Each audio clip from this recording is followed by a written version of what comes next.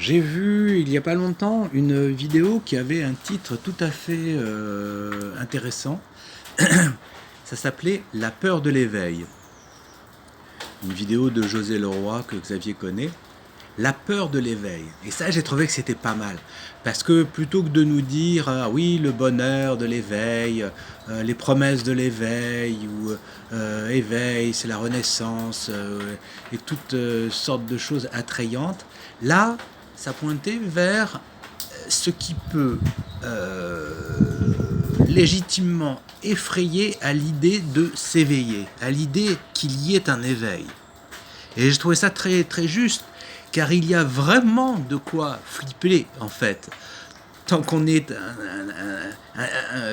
accroché à son individualité, identifié à sa personne, il y a vraiment de quoi flipper à l'idée de la réalité de ce que va être, de ce qu'est l'éveil. Car on perd, avec l'éveil, on perd mais quantité de choses auxquelles on est complètement attaché d'ordinaire, parce que c'est la prunelle de nos yeux, c'est toute la saveur de notre existence à laquelle on est habitué, c'est nos relations qu'on a entretenues, c'est tout le sens de notre être, de notre personne. Notre personne qu'on situe dans l'espace et le temps. Tout ça va complètement se déglinguer, se déstabiliser avec l'éveil. Faut arrêter de nous raconter que l'éveil, c'est un plus, on a l'impression que bientôt l'éveil, c'est quelque chose qui va être l'objet des coachs. Les coachs, tous, il y en a de plus en plus et ça m'énerve considérablement. Les coachs aujourd'hui s'intéressent à l'éveil, s'intéressent un peu à la spiritualité via la pleine conscience et toutes ces choses-là revues par les Américains. C'est pas la pleine conscience de Thich Nhat Hanh. Et ils ont très bien senti qu'il y avait quelque chose d'attrayant dans ce concept d'éveil, une espèce de promesse d'un accomplissement. Et du coup, ils font miroiter, comme les petits malins qui sont, car ce sont des commerçants, quoi, en fait, les coachs de base. C'est-à-dire, ils veulent j'allais dire des patients, ils veulent des clients, ils veulent attraper des mouches. Et donc, ils sont là, ils commencent à parler de l'éveil, à parler de la présence, à parler de l'unité. Tout ça, c'est très sucré, c'est très mignon, mais ça met de côté, ça met de côté le fait que pour que tout ça, l'éveil, qui n'est pas rien, et qui est une chose en effet merveilleuse en soi, mais pour qu'on puisse y accéder, il faut être prêt à renoncer, mais vraiment à mourir à tout ce que l'on connaît, à tout ce que l'on connaît de soi, au sens de notre vie, c'est-à-dire notre rôle social, notre métier, tout ça va perdre complètement de sa valeur. Ça va complètement ça va se retourner comme une crêpe. C'est vraiment l'éveil, c'est pas un plus, c'est un moins, c'est une perte. C'est un abandon, c'est vraiment comme une dépression profonde. C'est-à-dire tout ce à quoi on a été attaché jusqu'alors, tout ça va perdre complètement de sa valeur. D'un seul coup, on va le voir comme n'ayant plus la moindre intérêt. Et donc, toute la motivation qui était la nôtre jusqu'alors pour nourrir, entretenir, enrichir notre vie, la structurer, etc., tout ça va se perdre dans le sable, quoi. Et du coup, qu'est-ce qui restera ? C'est un grand mystère tant qu'on n'est pas, tant qu'on le connaît pas. C'est un mystère et il a de quoi effrayer ce mystère. Qu'est-ce qui va se présenter avec l'éveil ? Si j'ai plus d'attache à mon histoire personnelle, si mon passé va devenir complètement comme un feuilleton que j'ai vu il y a 5 ans et qui ne m'intéresse plus du tout. Je ne vis plus du tout en rapport avec le passé. Je ne me projette plus du tout dans l'avenir parce que ça n'a plus aucun sens. Alors il reste quoi ? Un maintenant éternel, mais on ne sait pas du tout ce que c'est tant qu'on n'est pas éveillé. Et qu'est-ce que ça veut dire ? On se dit qu'on va se faire chier dans un maintenant éternel. Il va être meublé par quoi ? Il n'y aura plus du tout il y aura plus du tout de quoi l'animer, quoi. il n'y aura plus de surprises, on va pas les provoquer les surprises, on va pas s'exciter pour remplir notre vie, on va plus chercher à la moindre complétude, on va pas, il faut pas croire non plus que l'éveil va faire de soi, comme on aurait tendance à le croire un peu trop. Vous entendez par mon ton que je suis un petit peu agacé, mais il faut pas croire non plus que l'éveil, ça va être pour les coachs par exemple, ou les thérapeutes, ils vont se dire, ah bah tiens, l'éveil, ça va être l'occasion d'une seconde carrière. Là, je vais passer de thérapeute qui s'occupait des petits moi fragiles des uns et des autres, je vais passer au thérapeute subtil, dans le subtil, dans la présence. Je passe à un autre niveau, un autre échelon. Je vais pas être le coach de base pour apprendre à gérer son stress. Je vais être le coach spirituel. Je vais être celui qui va vraiment. Non mais ça va bien quoi.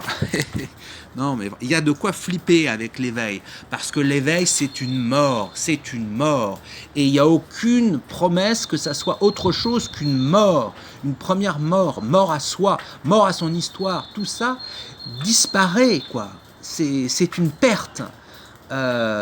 Et on rentre, ensuite on entre nulle part parce qu'il n'y a plus de devenir, mais ce qui se présente c'est absolument incertain, incommunicable, absolument pas intéressant pour les autres, donc on ne pourra pas en parler, on ne pourra pas frimer, il n'y a rien du tout, ça n'est pas, c'est vraiment, ça nécessite un lâcher-prise, mais de fou quoi, et voilà.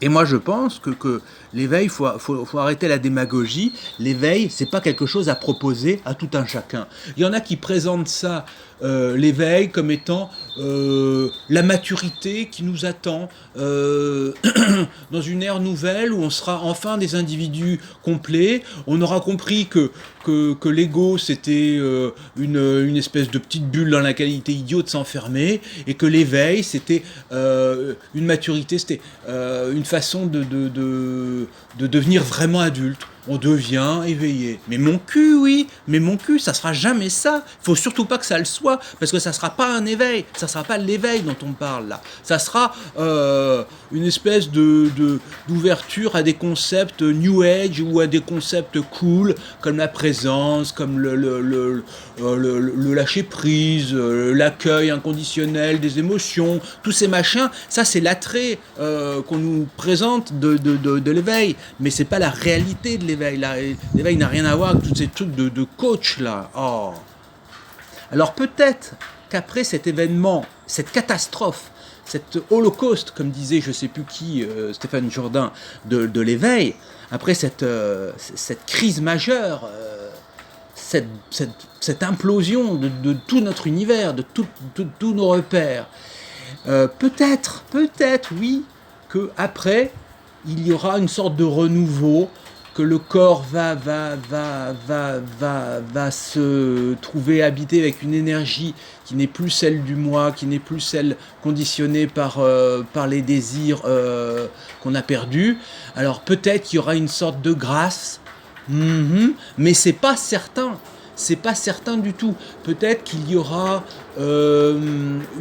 l'éveil, peut-être que ça va coïncider à une ouverture profonde du cœur, et à une envie d'aimer les autres, à un élan spontané pour aller vers l'autre. Mais ça n'est pas sûr. Ça n'est pas sûr du tout. Ça, ce sont les fruits de l'éveil qui sont possibles, mais qui ne sont pas certains. Je connais beaucoup de cas d'éveil, et même dans le zen historique, quoi, le zen, les grands maîtres zen, les patriarches du zen, j'en connais un, son éveil, il n'était pas rayonnant. C'était l'éveil, c'était le satori, c'était irréversible et c'était total, la personne n'était plus là, mais ça ne coïncidait pas. Petit sourire, tout la vie, je suis bien et tout. Non, c'était un éveil, comment dire, sans rayonnement, un éveil sobre, sec. un éveil sévère, un éveil, voilà, c'était ça, mais il n'y avait pas l'envie de parler, il n'y avait pas l'envie de créer une sangha, il n'y avait pas envie d'embrasser tout le monde qui passait, parce que voilà.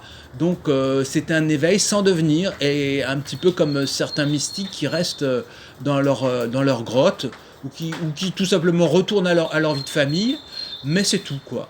C'est pas la joie pour autant. Il y a une joie réelle de l'éveil, puisqu'il y a la perte de tous les mirages aux alouettes, et il y a la satisfaction, il y a la paix profonde de sentir que quelque chose de l'ordre de l'hystérie, de l'agitation de tout un chacun qui était la nôtre jusqu'alors, ça s'est arrêté. C'est donc une sorte de soulagement. Mais est-ce que pour autant c'est ce que certains nous laissent entendre comme étant le fruit obligé de l'éveil? Ça, je trouve que c'est pas bien du tout de le présenter de la sorte. Et j'ajoute qu'avec l'éveil, il y a la perte du sentiment d'être situé quelque part. Et ça aussi, il y a de quoi vraiment être effrayé. Avec l'éveil, on n'est plus quelqu'un quelque part. C'est quand même pas rien, bon sang. Il y a vraiment de quoi flipper. Dans les pires cauchemars, on peut connaître ça. Ne plus être quelqu'un et ne plus être nulle part. Le corps est peut-être quelque part, mais il y a la perte de se situer dans l'espace-temps. Non seulement on n'est plus quelque part dans l'espace, on n'est plus quelqu'un situé ou quelque chose ou une entité dans l'espace et dans le temps.